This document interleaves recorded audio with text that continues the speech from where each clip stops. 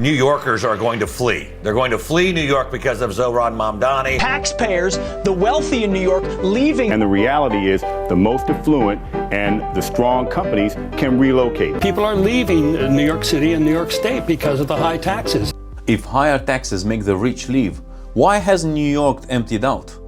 In April 2025, the latest Millionaire city rankings still put New York at number 1 with more than 384,000 millionaires. New York's population of millionaire earners, that has nearly doubled since 2010. There are 34,000 New Yorkers making at least $1 million or more.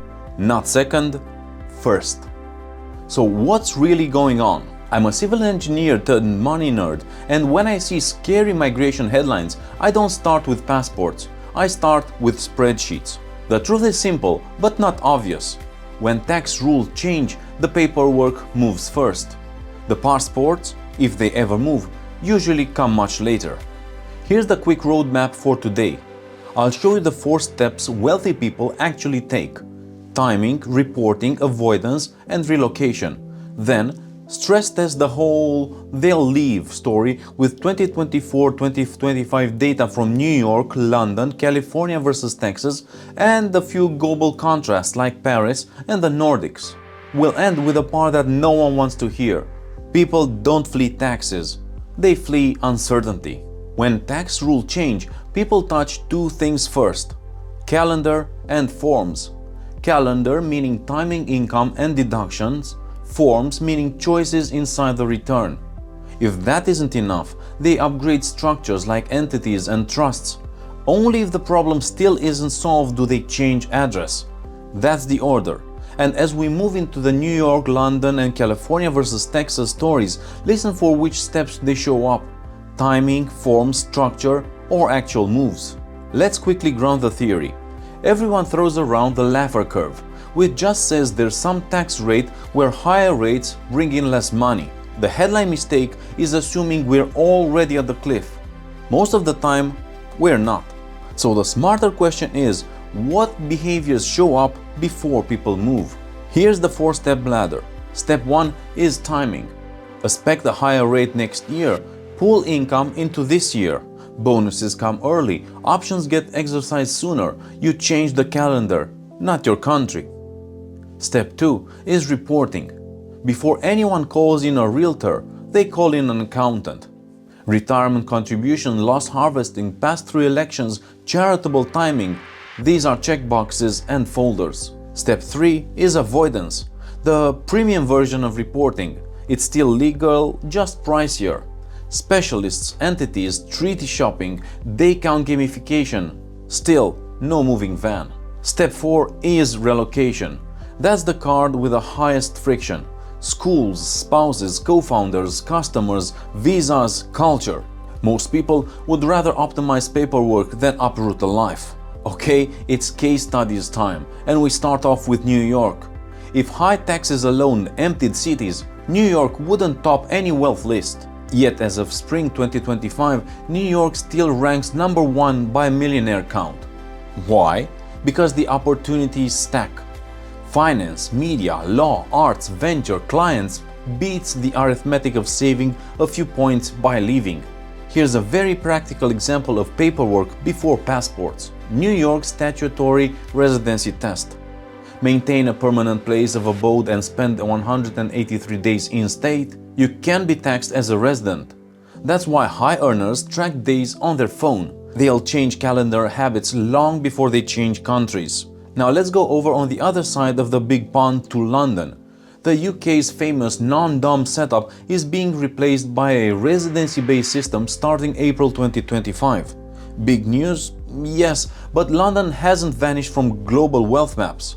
What happens instead is predictable. Advisory firms get busy, structures get tweaked, some families trial move to Dubai or Zurich, and plenty stay. The cost of rebuilding a whole network can outweigh the tax savings, especially if policy changes are clearly signposted rather than surprises and retroactive. Back to US, California versus Texas. During the pandemic, California to Texas narrative was very loud. Cheaper, sunnier, lower taxes, bigger houses. But by mid-2024 into 2025, the gush became a steadier stream. California's domestic outflow dropped sharply from its 2021 peak, international inflows picked up, and the proportion of relocation stabilized into a new equilibrium. Florida and Texas still gained, but much more from international migration than the headlines implies, and domestic inflow slowed versus peak years. The translation: people do move, but the wave isn't a never-ending tsunami. Now let's look at some global contrast because the internet loves exceptions. And we start off with Paris. France experimented with wealth taxes and then reworked them. Did Paris evaporate? No. Behavior adapted. The lesson isn't taxes don't matter, it's design and stability matter. Predictable rules with long lead times create planning windows. Whiplash creates churn. Let's move now to the Nordic countries. High taxes, strong services, and stable rule. Do some high earners relocate? Yes, but do entire ecosystems collapse? No. Why?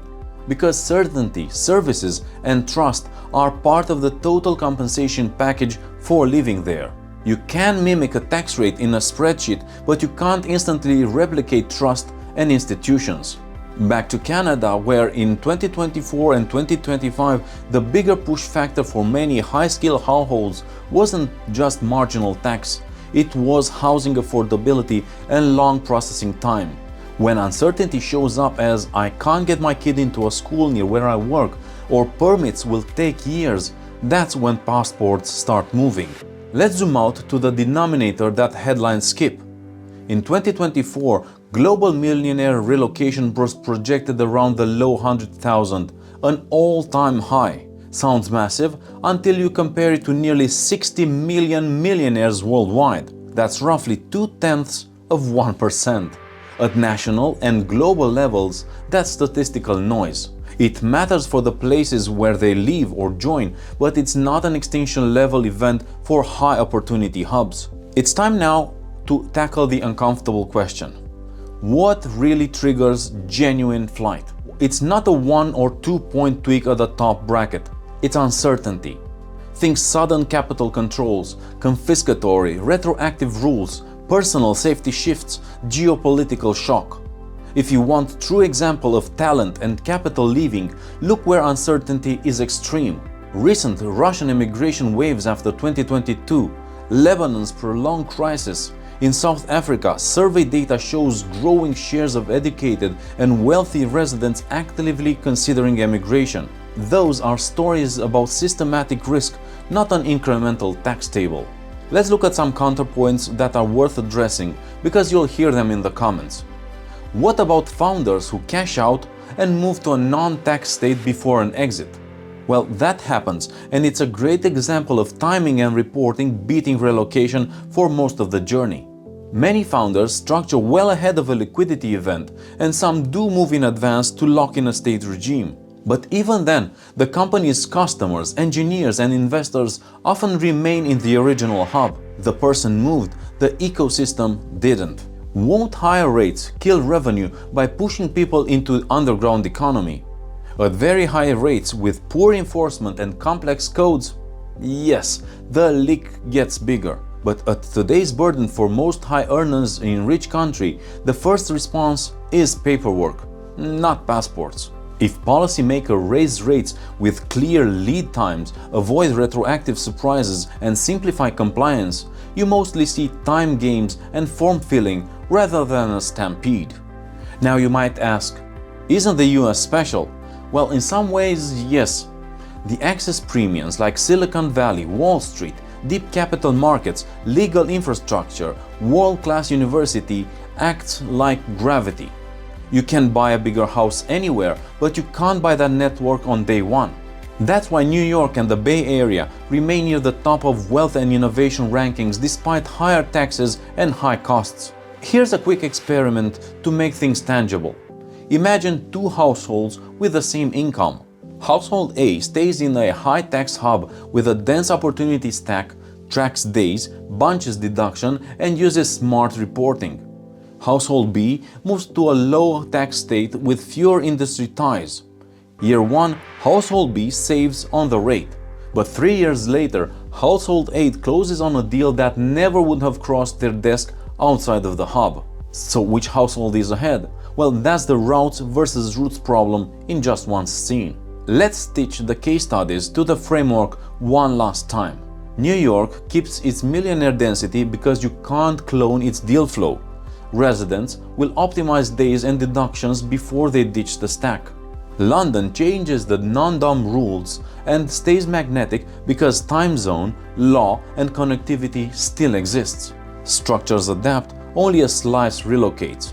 California normalizes after a pandemic bulge. Remote work freedom tested the edges. Networks and immigration flows pulled back towards equilibrium. The result? Slower domestic outflow than the peak and more international inflow than people expected, and families who tried the move and then recalibrated. And globally, the denominator tells you how to read the drama. A record number of movers can still be a rounding error in a world with tens of millions of millionaires. So, do higher taxes make the rich leave? Well, sometimes, at the margin and slowly. Paperworks move before passports. People test the calendar before they test new schools, and when people finally flee, it's rarely because of bracket change. It's because life changed, safety, stability, or opportunity disappeared. If you're a high earner watching policy chatter and wondering what to do, here's a calm path. 1. Clarify your time horizon. Temporary rule versus structural shift. 2. Optimize the low friction levers first. Timing and reporting before you even think about a move. 3. If you do consider relocation, price in network effects honestly. Savings are easy to model, but lost deal flow isn't. 4. Watch for uncertainty more than headline rates. Predictable, stable rules, even at higher rates, are usually easier to live with than low rates that might change overnight. If this helped you see through the headlines, hit subscribe. In the comments, tell me which part of the friction budget you've seen in your own life. Timing, reporting, avoidance, or relocation. And tell me which city you think is the most misunderstood in the tax flight debate. Also stick around because coming next, I'll explore how much worse can home prices possibly get. I'll see you there.